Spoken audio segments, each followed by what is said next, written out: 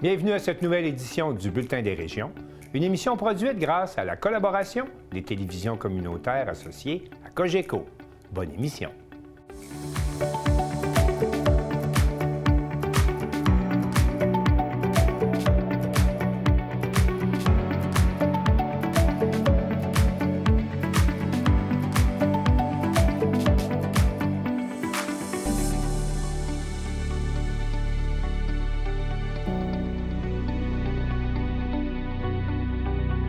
Au sommaire pour vous cette semaine.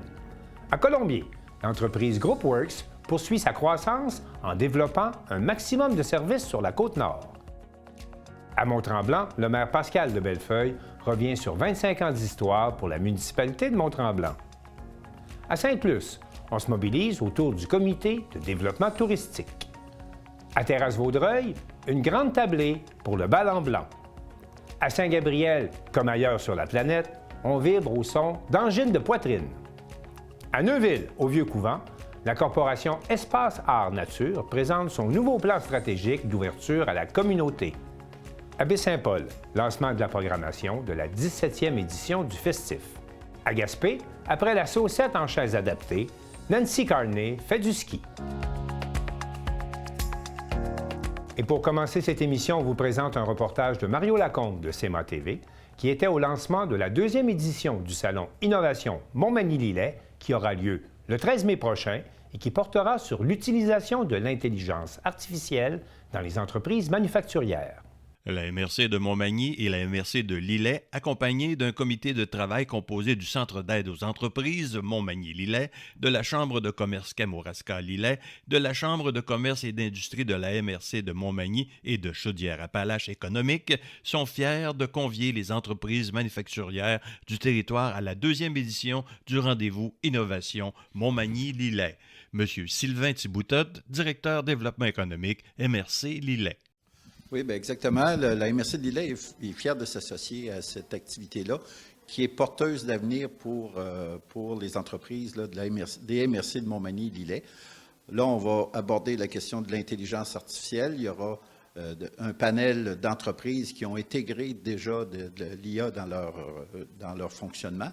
Et ensuite, des activités de formation, 2 types de formations qui seront données selon, puis les gens pourront aller s'inscrire dans l'une ou l'autre de ces deux formations-là. Donc, une demi-journée d'activités, panel et formation, donc de 8 heures à midi qui seront à la disposition des entreprises. Présenté sous la forme d'une demi-journée avec petit déjeuner, cet événement portera cette année sur le thème de l'intelligence artificielle en entreprise. Les participants auront l'occasion d'explorer comment les technologies d'intelligence artificielle peuvent soutenir la performance, l'innovation et la compétitivité des entreprises manufacturières. Madame Martine Lelier, coordonnatrice au développement économique, MRC de Montmagny et commissaire industriel. La formation s'adresse, au fond, il y a 2 formations distinctes. Une s'adresse vraiment au secteur manufacturier, donc c'est vraiment la moyenne, la grande entreprise, même la petite, mais côté productivité, alors que l'autre formation, c'est vraiment plus le côté administratif. Donc oui, ça s'adresse quand même à l'entreprise manufacturière parce qu'ils ont quand même le côté administration. Ça s'adresse aux gens qui sont en gestion de projet aussi, et aussi en ressources humaines, beaucoup. Donc il y aura des éléments qui seront donnés, qui seront vraiment enseigner pour que les gens puissent avoir un outil concret en repartant pour l'appliquer une fois dans l'entreprise. Les commerces aussi peuvent en profiter, c'est administration, marketing, communication. En terminant, on nous explique les retombées qui sont attendues suite à cette journée de formation ainsi qu'un rappel des dates de l'événement. Bien, je vous dirais, c'est de mettre les entreprises en mouvement vers l'intelligence artificielle. Donc, commencer à s'intéresser, si ce n'est pas déjà fait, s'inscrire à des formations plus poussées pour le personnel et s'assurer que ça s'intègre bien doucement dans les entreprises pour améliorer leur productivité et leur compétitivité. Alors, l'activité se tient le 13 mai, de 8 heures à midi ou 13 heures. Il y aura un peu de temps de réseautage par la suite. Et c'est à l'espace citoyen à Montmagny. Mentionnons aussi que l'inscription se fait sur la plateforme de la Chambre de commerce de Montmagny et que également les gens sont invités à apporter leur ordinateur pour pouvoir pratiquer sur place. Mario Lacombe à la MRC de Montmagny pour CEMA TV. Information.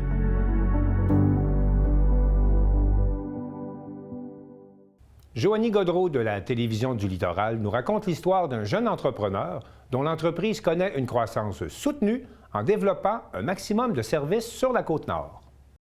William Tremblay, un jeune entrepreneur de Forestville, développe son entreprise depuis 2021. Aujourd'hui, il a plus que jamais le vent dans les voiles. Nouveaux services, projets d'implantation à Forestville et diversification, le groupe Works, fondé en 2021, intensifie son développement et veut combler des besoins bien réels en Haute-Côte-Nord. Le groupe Works, entreprise de mécanique automobile établie à Saint-Marc-de-la-Tour dans la municipalité de Colombier, poursuit sur sa lancée. L'entreprise fondée par William Tremblay affiche une croissance soutenue et travaille actuellement sur plusieurs projets structurants qui pourraient avoir des retombées concrètes dans la région. J'ai fondé ça en 2021. J'avais commencé dans le remorquage. Puis, comme j'aimais que ça roule plus, j'ai dit, bon, on va y aller à un autre projet. J'avais besoin de quoi de plus pour que ça roule, là. Donc, j'ai starté en mécanique auto. En 2022. Puis depuis ce temps-là, ça fait rien que prendre l'expansion, puis ça en prendre plus. Puis on a tout le temps des projets qui se raccrochent à la compagnie. L'entrepreneur de 33 ans a travaillé pour d'autres entreprises avant de se lancer en affaires. Oui, j'avais déjà travaillé dans des garages, mais c'est comme un peu comme tout le monde y avait fait. Dans le temps de la COVID, ils se sont comme posé des questions au niveau de la carrière. Fait que moi, je me suis décidé que j'étais tanné un peu de travailler pour d'autres personnes. Puis je voulais pousser mes affaires vraiment où je voulais aller les rendre. Fait que en étant entrepreneur, tu peux aller de la direction que tu veux. Parmi les projets en cours, le groupe Works souhaite établir un nouveau point de service à Forestville. L'entreprise est actuellement à la recherche d'un garage existant ou d'un terrain commercial pour concrétiser cette expansion. Ce projet s'inscrit dans une volonté claire d'étendre la présence de l'entreprise sur le territoire nord-côtier tout en se rapprochant de sa clientèle. En parallèle, plusieurs nouvelles divisions sont en développement, chacune visant à combler des besoins peu ou pas desservis dans la région. D'abord, un service de location d'auto à Forestville est en préparation. L'objectif est de pallier une offre quasi inexistante entre Bécomo et Chicoutimi. Une division baptisée Signalisation Forestville est également en cours de déploiement. Celle-ci offrira des services de signalisation de chantier, tant pour des travaux de courte que de longue durée. Là encore, aucun service local équivalent n'est actuellement disponible sur ce tronçon de la Côte-Nord. Enfin, la division Distribution Works, déjà amorcée, mise sur la vente de pièces automobiles avec un modèle axé sur la rapidité d'approvisionnement entre 24 heures et 48 heures et des prix compétitifs. Cette initiative vise à améliorer l'accessibilité des pièces dans la région. Ces nouveaux créneaux s'ajoutent à une offre déjà diversifiée. L'entreprise propose notamment des services de mécanique, de remorquage, de transport de matériel, comme des petites pelles mécaniques, ainsi que le remplacement de pare-brise, tant pour les particuliers que pour les entreprises et les assureurs. On a un nouveau service aussi. Au niveau des pare-brises, on fait le remplacement de pare-brise. Ça a été... on avait à Forestville avant, doit faire 1 an et demi à peu près qu'on avait ça, là. Puis, vu la fermeture de la carrosserie à Aldé Gagnon, bien, nous autres, on a ramené ça graduellement, là. Une fois que mon nouvel employé, David, il se soit mis vraiment à la mécanique, on a installé graduellement le remplacement de pare-brise, puis on en fait pour les particuliers, les commerciales, mais aussi pour les assurances.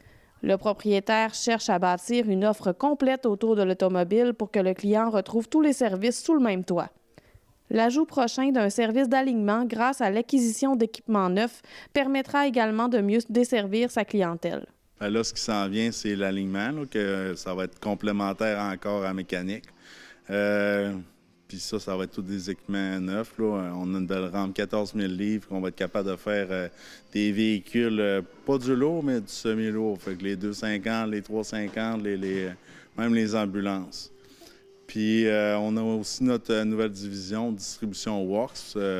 Ça va être la vente seulement de pièces, pneus, jantes, accessoires, puis même les huiles et tous ces produits-là. Au-delà de la croissance de son entreprise, William Tremblay met de l'avant une vision axée sur le développement régional. L'ensemble des projets en cours vise à offrir davantage de services directement sur la Côte-Nord, tout en réduisant la dépendance à des fournisseurs extérieurs. Le défi de se faire connaître est encore sur sa route après 4 ans établis au même endroit. Des fois, on a de la misère à se faire à se faire connaître. Pourtant, on est local, on a des employés locaux. Puis, tu sais, c'est l'économie locale. Là, tu sais, on parle justement là, des entreprises puis des faillites. Puis là, on a une entreprise qui grandit, on devrait en parler plus. Avec une équipe appelée à s'agrandir et plusieurs projets encore en réflexion, le groupe Works entend maintenir sa trajectoire de croissance. Pour le moment, il compte sur 2 techniciens automobiles, soit David Gagnon et Simon Tremblay, mais un nouvel employé s'ajoutera prochainement. William Tremblay dit ne pas avoir de limite dans ses projets et il se dit fier de l'évolution de son entreprise. Moi, à date, je suis vraiment fier là-dedans là, parce que je pensais jamais que à Saint-Marc, à l'endroit où je suis localisé, là, que j'aurais autant d'intérêt. Fait que moi, je suis vraiment fier de où je suis rendu parce que c'est la vision que j'avais déjà au départ. Originaire de Forestville, l'entrepreneur a fait le choix de bâtir son projet dans la région. Après une expérience à l'extérieur, il a rapidement compris que ce mode de vie ne lui convenait pas. J'ai déjà essayé à l'extérieur, puis moi, un job 14-14 où tu dors d'une petite chambre, là, c'était pas mon rêve, fait que c'était vraiment... J'aime ça être localement. Là. Sans détenir de diplôme spécifique en mécanique automobile, il mise sur une passion développée dès son jeune âge. J'ai un DEP en électromécanique. J'ai tout le temps travaillé dans les chars. Depuis que je suis jeune, j'ai commencé dans les scooters, dans les 4 roues, puis moi, c'est ça qui me passionne, là, l'automobile. Tu sais, je me demandais c'est quoi je faisais fin de semaine que je trouvais le fun, puis finalement, j'ai dit, garde, tant qu'à aimer ça, je vais le switcher à la semaine, puis je vais travailler là-dedans. Là. Je vais en faire profiter les autres aussi en même temps. William Tremblay ne regrette pas de s'être lancé dans le milieu des affaires et il encourage les jeunes à faire comme lui. Moi, le conseil que je donnerais en premier, c'est évalue un peu ton projet. Comment tu aimes ça? Tu veux-tu le faire rien que pour l'argent ou pour la passion? Puis, moi, je l'ai starté de façon graduelle. Donc, j'ai commencé, je faisais ça les fins de semaine. Puis, quand j'ai été capable de switcher pour le faire à la semaine longue, j'ai fait le move. Surveillez les réseaux sociaux du groupe Works pour en apprendre plus sur l'entreprise et ses développements. Joanie Godreau à Saint-Marc-de-la-Tour.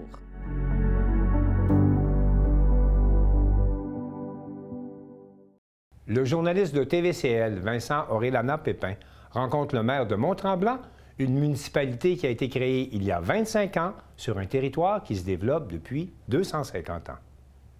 Nous sommes maintenant avec M. Pascal de Bellefeuille, qui est maire de la ville de Mont-Tremblant. M. de Bellefeuille, vous allez bien aujourd'hui? Oui, bonjour Vincent.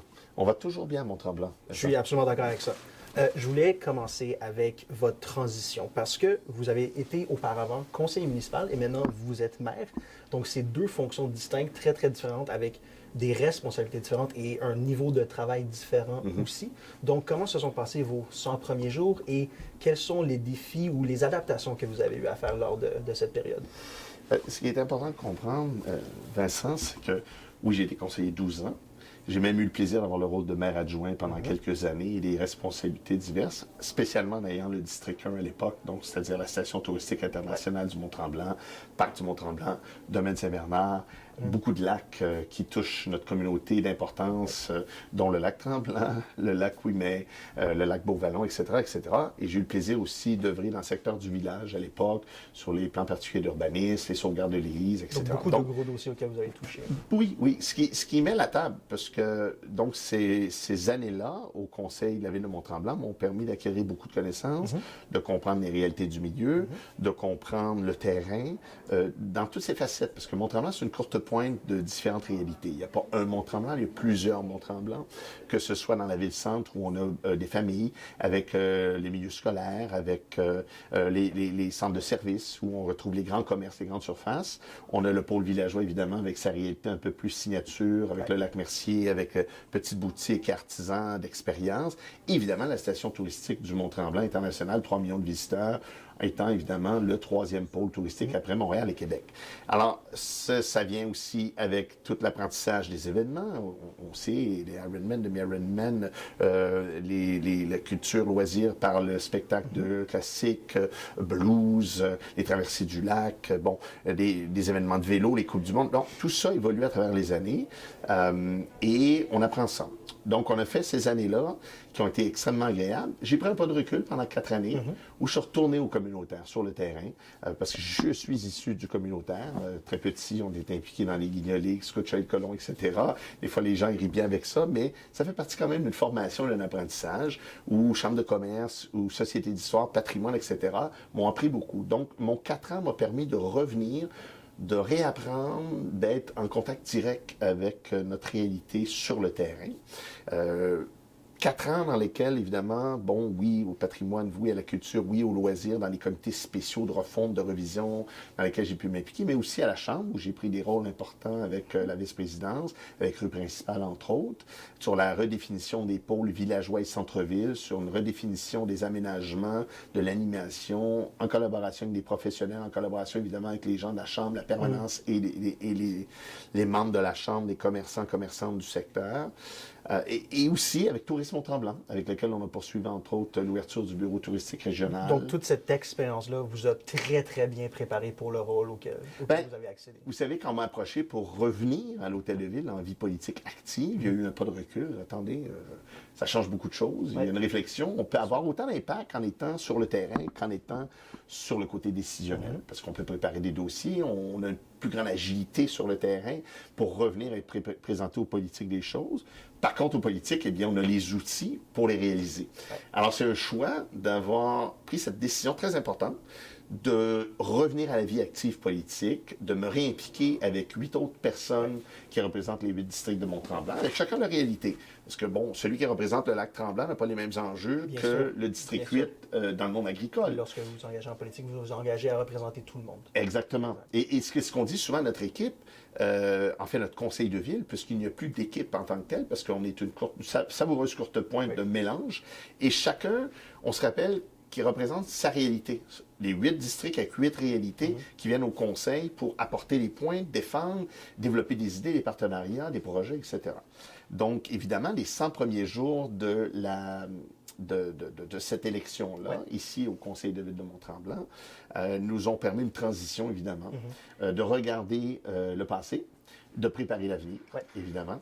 Donc, d'avoir un regard sur l'ensemble des enjeux qui, depuis les dernières années, façonnent Mont-Tremblant. Rappelons que Mont-Tremblant, dans sa forme actuelle, fête, depuis le mois de novembre dernier, son quart de siècle. Donc, c'est 25 ans de Mont-Tremblant dans sa réalité. La ville de Mont-Tremblant a juste 25 ans? Dans sa forme actuelle. Dans sa forme actuelle, c'est 25 ans. Bon, Mont-Tremblant, le territoire est occupé depuis milieu 1800, formation officielle du territoire en 1879, puis après, se sont détachées les parcelles de municipalité, corporation de Siège-de-Ville, ville, paroisse, Lac-Tremblant-Nord, Mont-Tremblant. Rentrons dans cela un petit peu. Vous dites quart de siècle, donc les 25 ans de la ville de Mont-Tremblant. Est-ce qu'il y a une programmation spéciale qui est prévue cet été pour cela? Ou est-ce que non, c'était l'an dernier. C'était l'an dernier. C'était en novembre, ce quart de siècle-là. Je pense que Mont-Tremblant s'élève à tous les jours d'une façon différente, mais il n'y a pas eu... Mont-Tremblant, vous êtes fort en culture, avec Première Scène, puis vos programmes sont toujours très vaste, puis il y a toujours une énorme diversité d'activités. C'est quelque chose dont la ville devrait vraiment être fière. On est très fiers. On a une belle équipe au niveau culture et loisirs, évidemment. Et on a, rappelez-vous aussi que comme ville internationale, il y a une partie de la programmation culturelle qui appartient à l'événementiel, c'est-à-dire au privé. Alors, si on regarde les événements avec Angèle Dubois, avec le blues, avec le jazz, avec Luc, qui fait un festival extraordinaire. J'imagine que ce sont des partenaires très Ce sont des partenaires, partenaires avec nous, avec l'Office de tourisme, avec la Chambre de commerce, avec les gens du milieu. Mais notre propre ville de Mont-Tremblant développe une offre culturelle intéressante et élargie et grand public. C'est-à-dire qu'on a le privilège, tu sais, la ville de Mont-Tremblant, c'est une ville, 11 000 habitants environ, mais avec une capacité de retomber grâce à la villégiature et au tourisme qui nous permet d'avoir 2 bibliothèques dans la ville de Mont-Tremblant, qui nous permet d'avoir des programmations tout l'été sur la grande place publique avec la boîte à surprises, des marchés publics, des expositions, des conférences, des événements. On a l'église du village qui a été sauvegardée il y a plusieurs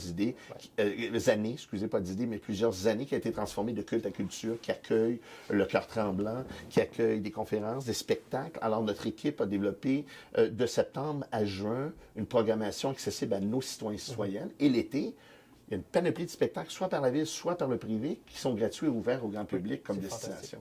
Alors, oui, on est une ville de sport. Oui, on a un parc national. Oui, on fait du ski de fond, de la raquette, de la marche, de la motoneige, de la pêche. On fait de la descente en canot, en kayak, en planche, etc. Mais on a aussi tout un volet culturel. Et tout à l'heure, on parlait du secteur villageois. Bien, la sauvegarde de cette église-là nous a permis aussi de donner une signature avec la gare, qui est une galerie d'art, avec la bibliothèque, avec la Société d'histoire des arts. Alors, tout ça est appelé à être développé encore plus, puisqu'il y a un comité spécial de citoyens et citoyennes et d'intervenants du milieu qui sont sur une table de travail actuellement pour nous apporter de nouvelles idées, de nouvelles visions sur comment la culture doit se développer. Et souvent, la culture, on dit « Ah, c'est un investissement ». Non, c'est une dépense. Puis nous, notre philosophie, c'est non, c'est un investissement parce que la culture est un outil de développement de la communauté.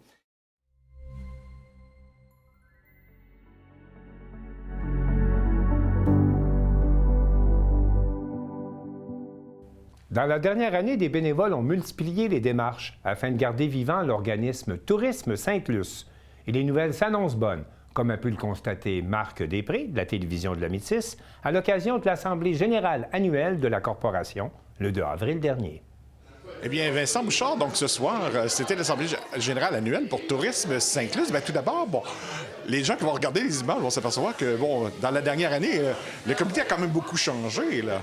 Oui, bien, c'est ça. Cette année, on est vraiment content parce qu'on a beaucoup de gens du milieu qui ont décidé de s'impliquer au sein du CA. C'est vraiment une super bonne nouvelle parce que c'est toujours tenu à bout de bras, les comités bénévoles comme ça. Donc, on est vraiment content de ça. Donc, ça a été quand même beaucoup de travail? C'est beaucoup de travail pour des bénévoles, puis de tenir des événements, exemple comme les châteaux de sable ou les sculpturales.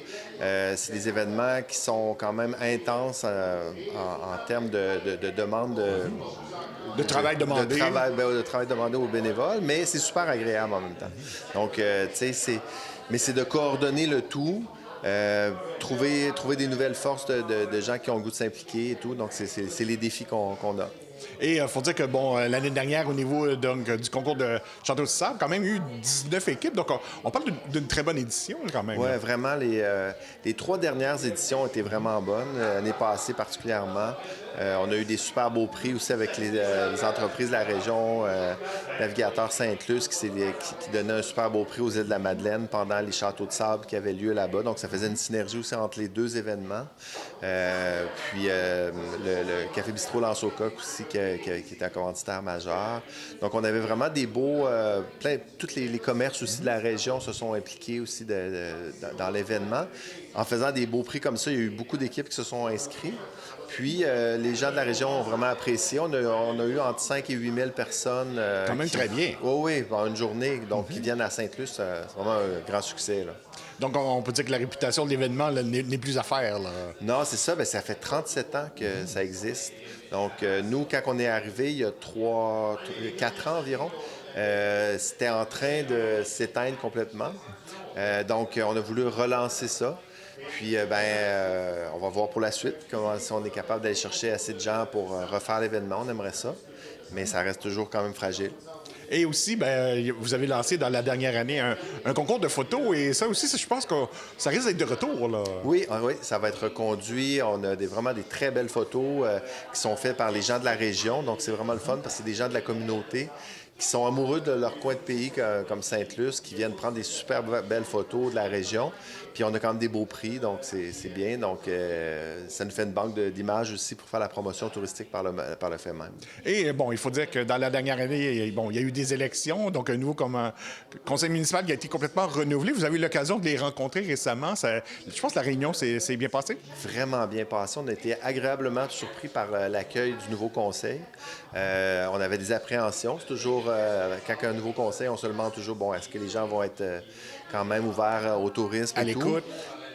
Donc, on était très, très, très contents de la belle rencontre qu'on a eue. Puis, je pense qu'on va bien travailler ensemble. Et par contre, il faut qu'ils s'attendent, je pense, à revoir de vos nouvelles très bientôt, parce qu'on a besoin de certains détails, là. Oui, c'est ça. Nous, on veut travailler avec eux pour les projets qui vont avoir lieu de cette année. On va être présents avec eux pour les gros projets qui s'en viennent. Donc, oui, on veut travailler avec eux. Donc, puis là, la saison avance vite. Donc, on se dit, oh, OK, là. Et à ce moment-là, donc, on sait que le tourisme à Sainte-Luce, c'est très important. Donc, je pense que vous voulez mettre la main à la pâte, là, justement, pour justement y contribuer d'une certaine façon. Oui, vraiment. Sainte-Luce, c'est vraiment un endroit qui est apprécié par les gens de la région, mais aussi par les gens de partout au Québec. Donc, on a une belle réputation, mais c'est quand même toujours un travail de se faire connaître. Puis, je pense qu'il y a quand même beaucoup de compétition aussi à travers toutes les différentes régions pour attirer les visiteurs. Donc, ça reste toujours un travail qui est à refaire année après année. Et aussi, dans vos implications, on sait qu'il y a un gros projet qui s'en vient. Bon, selon les dernières nouvelles qu'on a eues, donc le lancement de Sainte-Luce, raconté par le fleuve, devrait avoir lieu cet été. Donc, vous voulez aussi y contribuer d'une certaine façon, là. Oui, vraiment. On veut vraiment travailler avec la municipalité pour leur donner un coup de main au niveau de la promotion, du soutien au niveau opérationnel, justement avec des bénévoles qui peuvent s'impliquer au niveau du projet, pour que ça soit vraiment un succès, ce bel attrait de plus dans la région. Et bon, il faut l'avouer, au niveau des sculpturales, on s'est aperçu que peut-être que l'événement a été déficitaire dans le passé. On pense peut-être, là, tranquillement, on veut y retravailler là, pour peut-être revoir un peu la formule éventuellement. Oui, exactement. On est à discuter, à savoir si, comment trouver une façon pour que ça soit reconduit et avec les forces qu'on a puis les moyens de la région. Donc, peut-être faire un événement peut-être un peu plus court, mais plus près des gens à ce moment-là?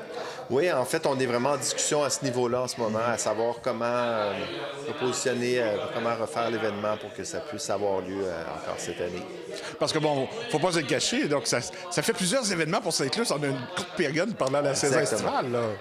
Tenu à bout de bras par des bénévoles. Donc, c'est sûr qu'on a besoin d'aide. S'il y a des gens qui veulent s'impliquer, ils sont vraiment le bienvenu. Vous pouvez nous contacter, Tourisme Sainte-Luce, parce qu'on a besoin de bénévoles pour nous aider pour ces différents événements, pour avoir une communauté qui est vivante, puis que les gens ils puissent venir justement à Sainte-Luce ou pendant qu'on vit ici dans la région, d'avoir des événements intéressants. Parce que aussi, ben, on nous le faisait remarquer, bon, on pense beaucoup au coucher de soleil du côté de Sainte-Flavie, mais du côté de Sainte-Luce aussi, il y en a des très beaux, là. Ah oui, mais on est vraiment réputé, en fait, pour les couchers de soleil, puis c'est quelque chose qu'on aimerait, justement, qu'on travaille en ce moment pour le mettre encore plus de l'avant. Peut-être faire un maillage éventuel avec le Sainte-Luce raconté par le fleuve pour justement montrer à quel point à Sainte-Luce, il y a des couchers de soleil exceptionnels. On est réputé à travers le monde pour ça. Donc, on aimerait le mettre encore plus de l'avant. Et aussi, ben, dans votre équipe, en tout cas, elle était présente ce soir, donc il y a une personne mandatée par la municipalité justement au niveau du développement pour vous aider. Ça doit être un peu rassurant quand même. Ah, là. vraiment, on a un super beau soutien de la municipalité à ce niveau-là. Puis en travaillant avec Émilie Martel, c'est vraiment génial pour ça, là. Ça nous donne vraiment une bonne aide. Donc, on peut dire que du côté de Tourisme Sainte-Luce, on est là, donc on est sur une relance en quelque sorte, là. Oui, ça reste toujours quand même fragile. Puis donc, à chaque année, c'est de se repositionner avec les membres qui sont là. Tout ça, c'est très encourageant parce qu'on avait quand même beaucoup de gens qui sont intéressés de s'impliquer au niveau du CA. Donc, c'est vraiment encourageant. Donc, on relance l'invitation. Donc, s'il y a des gens là, qui pensent pouvoir faire bénéficier justement de leur qualité, de leur connaissance, bien, ils sont les bienvenus. Ah oui, bien oui. Puis c'est amusant. C'est de venir s'amuser. On est là pour faire monter des événements puis avoir du fun avec les gens avec qui on travaille de façon bénévole, mais agréable. Ouais. Donc, on est déjà rendu au mois d'avril, donc on se souhaite quand même un bel été, là. Oui, on y pense déjà, là. Mais oui, ça va tellement vite, même avec la grosse tempête qui s'en vient, on sait que c'est quand même momentané, puis éventuellement, la neige va fondre, puis on va retrouver notre belle plage. Sinon, trouvez-vous un autre animal pour faire des prédictions de marmotte, là. Oui, c'est ça. Ça pourrait être un bel attrait. C'est vrai, là. Une autre idée.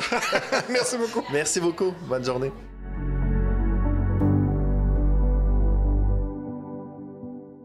Pour souligner l'arrivée du printemps, le café communautaire Terrasse Café à Terrasse-Vaudreuil a organisé un grand bal en blanc et Chantal Bédard de C'est-Sûr.tv y était.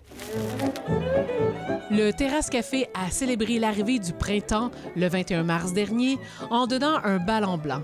La communauté s'est prêtée au jeu en se nappant de ses plus beaux atours aux teintes lactées.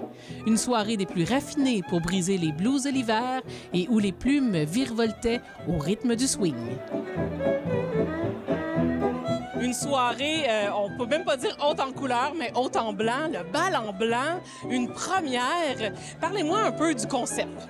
En fait, c'est la première fois qu'on fait une grande tablée.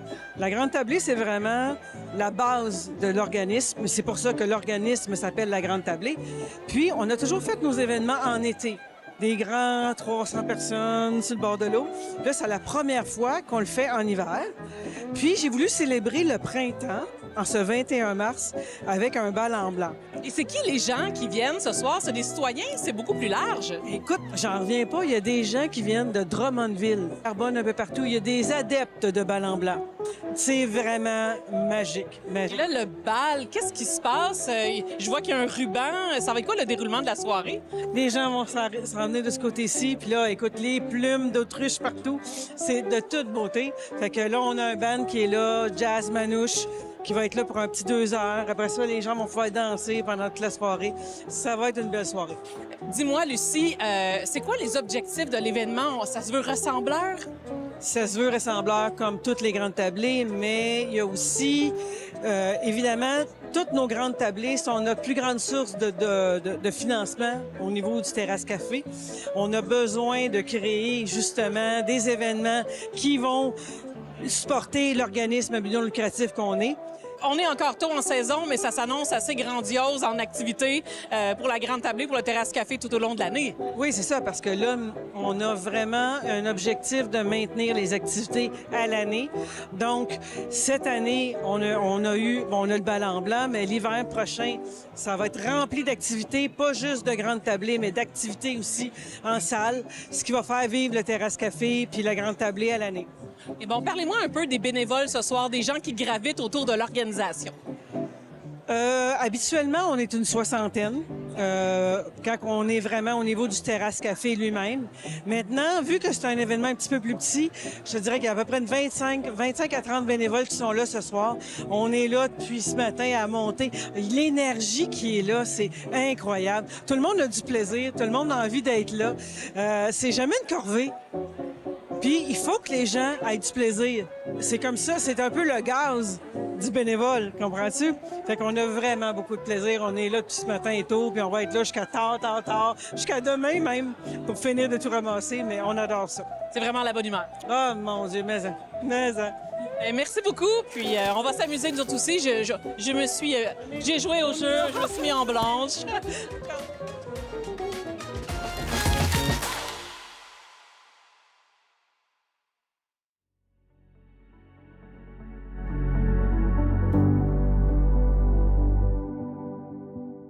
Daniel Yvon de CTRB discute de la vitalité culturelle de la scène locale avec Guillaume Denomé de la salle de spectacle Le Bal Masquis à Saint-Gabriel à l'occasion d'un spectacle des très populaires Angine de poitrine.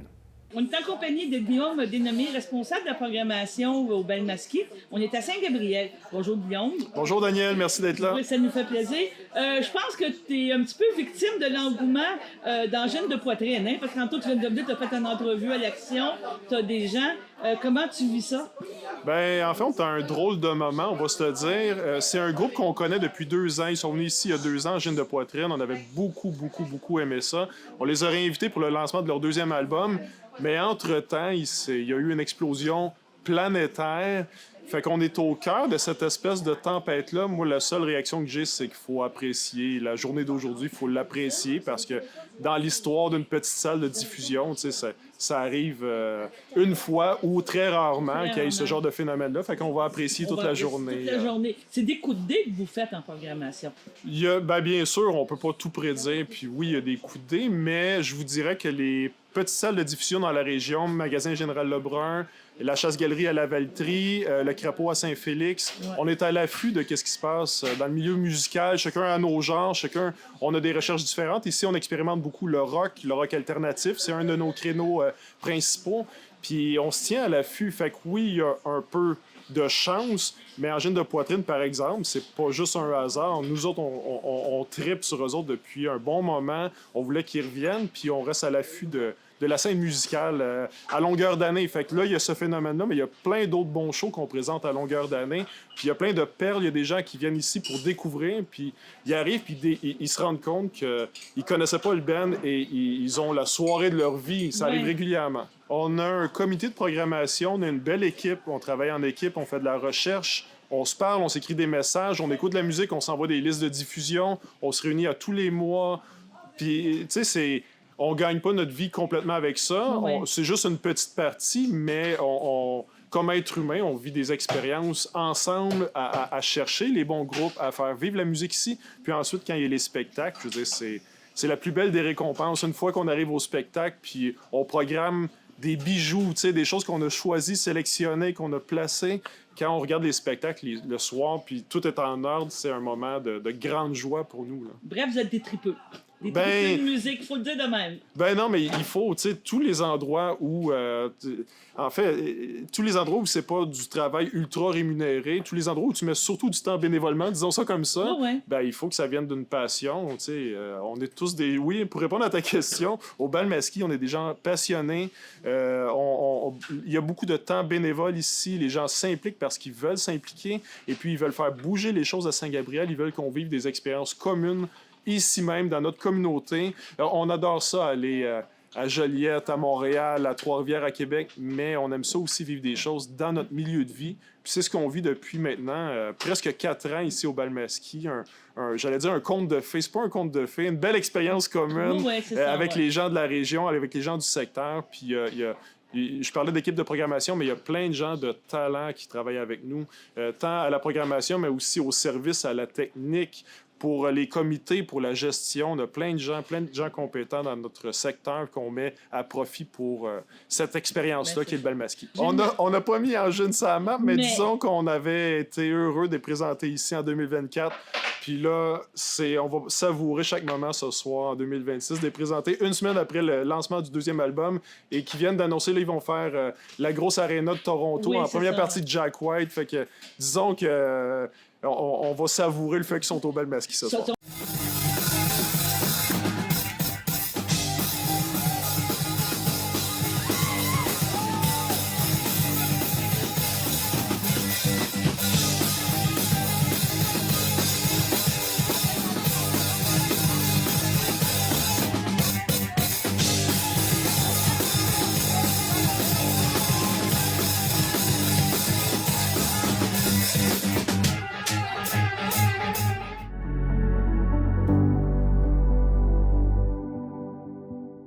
La corporation Espace Art Nature, qui gère le vieux couvent construit en 1877 à Neuville, vient de dévoiler son nouveau plan stratégique de développement et Papa Moussa Camara, de CJSR, nous révèle que ce lieu deviendra plus que jamais un véritable pôle de développement culturel. Alors, est-ce que vous voulez dire un petit mot sur ce nouveau logo? Moi, je voudrais dire que j'ai mis ma robe bleue pour ça. C'est un moment charnière qu'a connu Neuville jeudi dernier. Au vieux couvent, la corporation Espace Art Nature a levé le voile sur son nouveau plan stratégique et une image de marque renouvelée, fruit de 2 années de réflexion. L'objectif? Rassembler et mobiliser autour d'une mission commune. Au cœur de ce renouveau, un logo chargé de sens. Un cercle ouvert formé par une branche de saule symbolise la rencontre, l'ouverture et la persévérance. On a choisi le cercle, puisqu'on travaille depuis de nombreuses années avec plusieurs personnes des communautés autochtones qui nous ont accompagnés tout au long de notre mission. Et le cercle, c'est quelque chose qui est important. Il est dessiné de façon ouverte, pour symboliser qu'il est ouvert. Et puis, il y a une branche qui forme ce cercle, c'est une branche de saule. La symbolique, c'est la persévérance. Mettez une bûche de saule, simplement une bûche dans la terre, il y a des rameaux qui vont pousser, des racines qui vont s'enfoncer dans la terre. L'intitulé Espace Art Nature, il y a un grand A qui relie tous les mots ensemble parce qu'il symbolise à la fois la solidité, mais aussi l'ouverture vers l'avenir. C'est comme une porte ouverte. Voilà. Le visuel intègre aussi le toit du bâtiment patrimonial, en hommage à l'histoire du lieu lié à la congrégation de Notre-Dame et à Marguerite Bourgeois. Et puis, dans le logo, on retrouve aussi le toit du vieux couvent. C'est important, c'est un bâtiment qui est cité par la municipalité, qui a plus de 300 ans d'existence et qui a été fondé, la bâtisse du vieux couvent a été fondée par les sœurs de la congrégation de Notre-Dame et l'emplacement a été choisi, dit-on, par Marguerite Bourgeois, qui est la fondatrice des sœurs de la congrégation Notre-Dame, donc communauté enseignante, et qui est une des fondatrices du Québec, notamment de Montréal. Donc c'est important. Le toit de la maison, oui, ça représente le bâtiment patrimonial, mais ça représente aussi un toit où on est accueilli, on est invité, oui, il est tellement beau. Mais au-delà de l'image, c'est surtout la mission qui a été clarifiée. Donc la mission de la corporation, c'est de créer des occasions d'échanges conviviaux et porteurs de sens dans un contexte d'éducation populaire interculturelle, favorisant la créativité, la beauté et l'épanouissement des personnes. Une vision qui mise sur l'accessibilité de la culture et le partage des savoirs. C'est de permettre à toute personne d'avoir accès à tellement de choses qui concernent la culture, qui concernent les arts, et de dire à chaque personne, que chaque personne reconnaisse qu'elle est capable et digne d'apprendre, de découvrir plein de choses, de faire des ateliers, de découvrir c'est quoi la beauté. Parce que souvent, la culture et les arts et la beauté, on met ça comme quelque chose qui est loin de nous, qui est compliqué, alors que c'est à l'intérieur de nous. C'est simple, ça fait partie de notre vie de tous les jours. Et la culture, c'est notre vie de tous les jours. C'est une vision, en fait, là, qui se veut un lieu de référence pour la beauté et la paix. Puis, il y a une mission qui veut un rayonnement local, mais on veut aller plus loin. On veut même avoir un rayonnement qui est au niveau national. Donc, c'est vraiment ambitieux. L'éducation populaire, ici, se veut inclusive et valorisante. C'est le mot populaire. Il est souvent compris comme étant quelque chose de bas niveau. Alors que dans le mot populaire, il y a le mot peuple. Les peuples ont une histoire extraordinaire, quel qu'il soit. Chaque peuple a une histoire, une valeur, une culture, une façon d'être au monde. Et c'est ça, en fait, qui est contenu dans le mot éducation populaire. C'est permettre au peuple d'exprimer sa richesse intérieure qui se traduit par quelquefois des objets tout simples, comme disait tout à l'heure Isabelle, la cuisine, la façon de cultiver un jardin, la façon de manger, la façon d'accueillir les uns et les autres.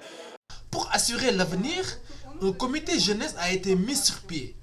Parmi les projets annoncés, la création d'un jardin magique, un espace extérieur artistique et éducatif.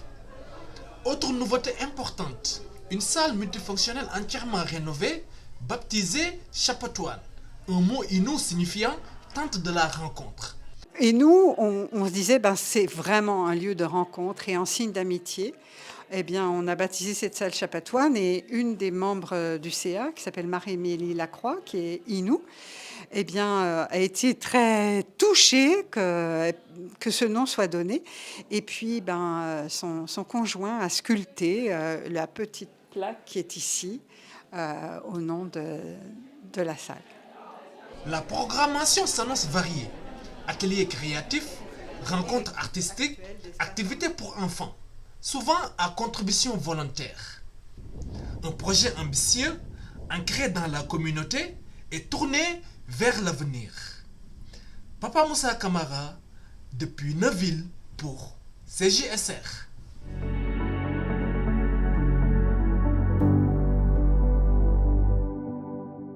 À l'occasion du lancement de la programmation du prochain festif, Félix Chouinard de TVCO a rencontré quelques-uns des nombreux supporters du festif qui font part de leurs attentes envers la programmation de la 17e édition du festival qui se déroulera du 23 au 26 juillet prochain. C'est ce soir qu'est lancée la programmation de la 17e édition du Festif de Baie-Saint-Paul.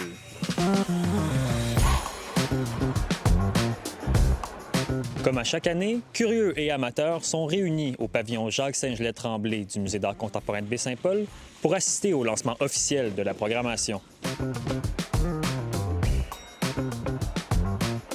À quoi on peut s'attendre, selon vous, de la programmation de ce soir? Éclaté, des découvertes, des surprises, comme toujours. Ils nous surprennent toujours, quelque chose de différent aussi, varié. Des wow, c'est sûr qu'on va en avoir, mais on a des découvertes aussi. Toujours eu des belles nouveautés, toujours eu des idées innovantes ici. C'est ça qui fait, je dirais, le cachet du festif. Donc, on s'attend tout simplement à une programmation qui va nous étonner, comme ce fut le cas dans toutes les années antécédentes.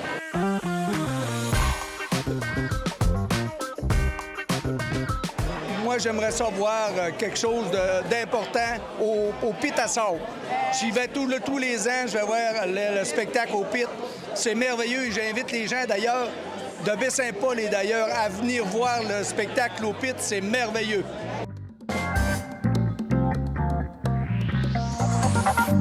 J'ai jamais vraiment de grandes attentes pour la programmation.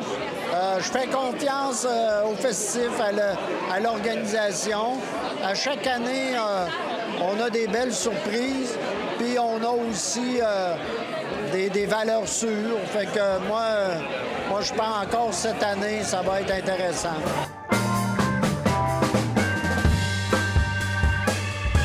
Je dirais que c'est tout le temps des découvertes qu'on va faire pendant le festif. Il y a des noms qu'on ne connaît pas ce soir, qu'on va apprendre à connaître pendant le festif, on va faire « wow, pourquoi je connaissais pas ça avant ». Est-ce que vous avez un artiste ou un groupe que vous aimeriez particulièrement voir cette année? Non, j'ai pas d'artiste en tant que tel. Le festif a vraiment son cachet d'artistes. Souvent, on fait des découvertes aussi, c'est ça qui est intéressant. Tout ce qui est ska, Real Big Fish, Planet Smasher encore, Less Than Jake, des bands comme ça, avec des cuivres, ça, c'est sûr que moi, c'est mon petit côté à moi. Donc, on se fie sur eux pour nous avoir une brochette d'artistes qui va plaire à tout le monde. Moi, n'importe quoi. De toute façon, tant que c'est différent, ça me fait vibrer, mais j'ai pas d'artiste préféré. Les spectacles au quai à Baie-Saint-Paul, moi, j'avais vu Élie Sapi une fois. C'est toujours dans ma mémoire, j'oublierai jamais ça. On a des artistes cette année de la République démocratique du Congo, de la Somalie, de l'Australie, Allemagne, Suisse. Cette année, la programmation du Festif présente 130 artistes du Québec et d'un peu partout au monde et qui se produiront sur plus de 38 scènes différentes. La grande liste comprend notamment Lou-Adrienne Cassidy,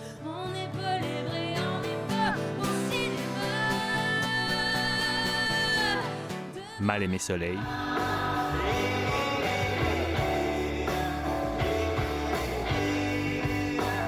et Vulgaire Machin. On fête l'action de 46 ans, que la vie est belle, on vivra dans notre part. Tu sais, là, cette année, on est beaucoup allé dans poser comme il faut nos affaires.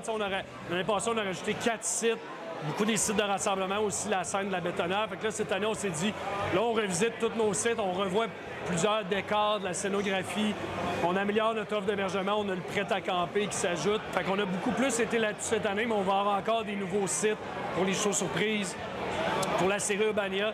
Puis en tant que tel, tu sais, l'expérience se renouvelle parce qu'on a des artistes qui font que la recette se renouvelle. On a de l'afrofuturisme cette année d'un band du Congo, de l'électro, musique autochtone de Hallucination. Fait que, tu sais, la recette aussi se renouvelle juste avec les artistes qu'on fait venir.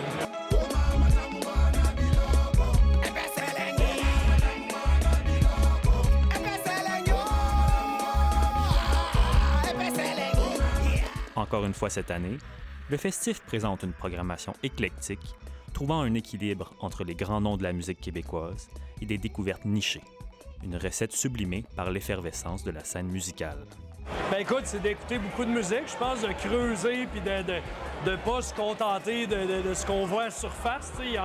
La scène musicale est foisonnante, elle est riche. Il y a des talents qui n'attendent qu'à être découverts, donc c'est ça, c'est beaucoup de temps à écouter de la musique et à réfléchir.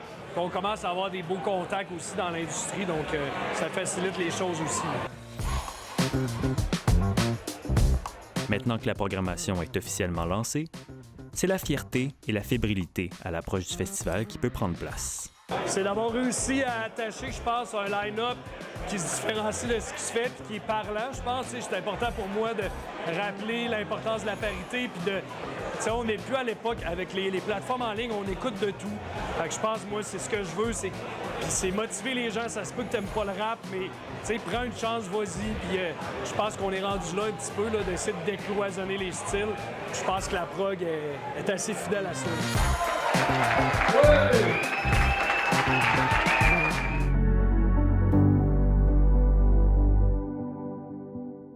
Simon Thériault de Télévague rencontre Nancy Kearney, une personne à mobilité réduite qui multiplie les expériences sportives.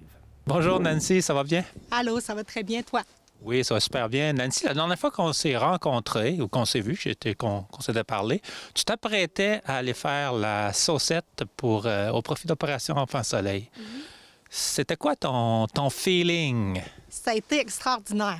Honnêtement, j'ai été très surprise moi-même parce que je m'attendais à ce que quand on entre dans l'eau, que ce soit tellement froid qu'on ait un choc.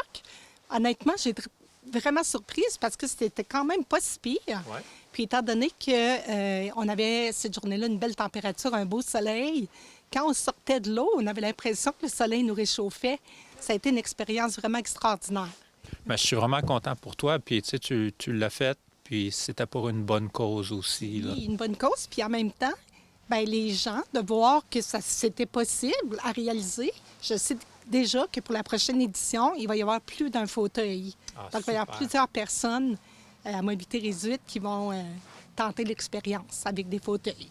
Bon, puis en parlant d'expérience tentée, tu as encore fait un autre truc qui a attiré mon attention récemment. Avec un autre type de fauteuil. Et là, tu as troqué les grosses roues pour des skis. Oui, c'est ça. Bien, en fait, je suis allée faire ce qu'on appelle du tandem ski à la station de ski Mont-Béchervaise de Gaspé. Donc, eux, ils ont un équipement sur place qui est manœuvré, dans le fond, par un moniteur qui est certifié. Donc, c'est du ski qu'on fait en tandem. Il y a d'autres équipements qui existent pour les personnes, par exemple, qui seraient comme, mettons, à mobilité réduite, mais qui auraient quand même une force au haut du corps, dans leurs bras, qui est un sit ski. Donc, à ce moment-là, c'est eux qui se manœuvrent eux-mêmes. Bien, moi, dans le fond, dans le tandem ski, je laisse le moniteur gérer le tout. Donc, c'est vraiment, vraiment extraordinaire comme matériel. Dans le fond, c'est comme un fauteuil où on est vraiment bien installé, attaché. On a les jambes allongées. Donc, il y a aussi comme un genre de couverture là, qui nous recouvre. Puis, avec ce fauteuil-là, au départ, on est comme assez près du sol. Puis, quand c'est le temps de prendre le télésiège... Ouais, comment ça fonctionne, le télésiège? C'est un mécanisme là, vraiment génial. C'est qu'il y a quelque chose, un mécanisme qui fait en sorte que le fauteuil se relève en position assise, mais quand plus haute. Donc, on s'avance pour prendre le télésiège. Puis le télésiège, quand il arrive, il est exactement à la hauteur pour entrer sous le fauteuil. Donc, on m'installe au milieu. Il y a un moniteur. Le moniteur est de mon côté. Puis il y a aussi une autre personne, souvent, qui nous accompagne pour quand on fait le débarquement. Donc, là, à ce moment-là, on prend le télésiège, on monte jusqu'en haut. Puis, c'est sûr que les gens qui manœuvrent les télésièges, bien, on leur demande de ralentir un peu le temps qu'on s'installe. Puis quand on arrive en haut, c'est la même chose. On débarque, puis là, après ça, avec le moniteur, on est autonome. Donc, lui, il va me remettre en position bas au sol. Oui. Puis à ce moment-là, on va pouvoir faire la descente des pentes. Bien, en fait, les skis sont sur le fauteuil. Okay. C'est fixé sur le fauteuil. Lui, il s'installe. Okay, le moniteur est installé sur... Oui, le moniteur est installé derrière. Puis là, bien, moi, je le laisse manœuvrer. Puis là, bien, je peux lui dire d'aller un petit peu plus vite si...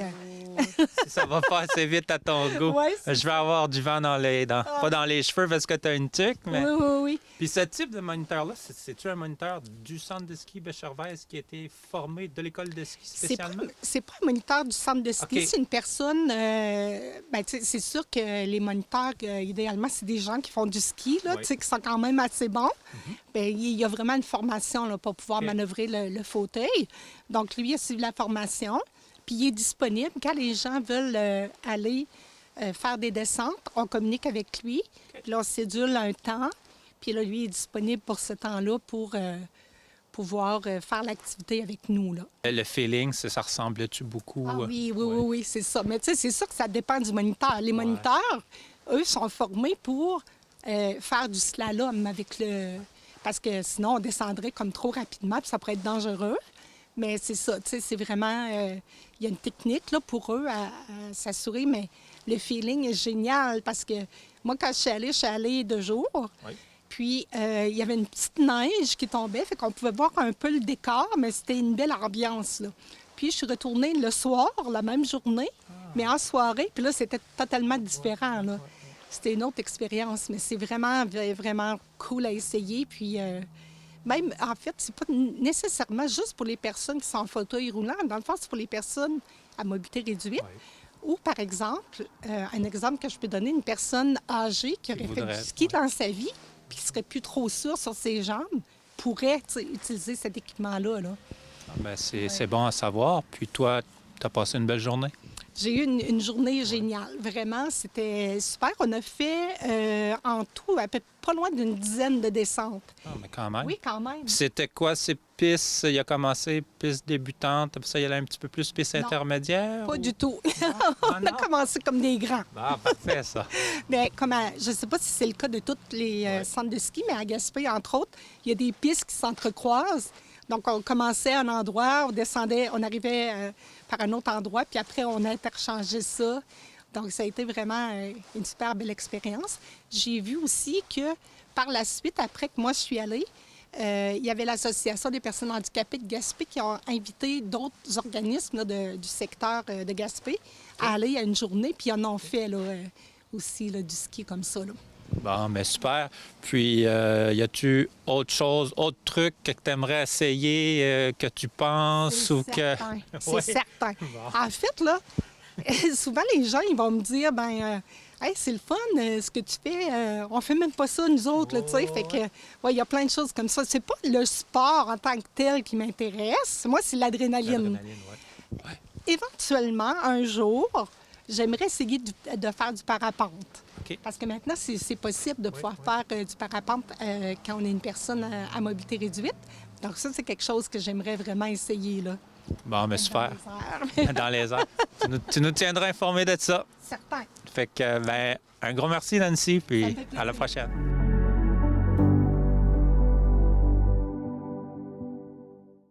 C'est tout pour le bulletin des régions. J'espère que cela vous a plu. Je remercie toutes les stations de télévision participantes et je vous dis à bientôt.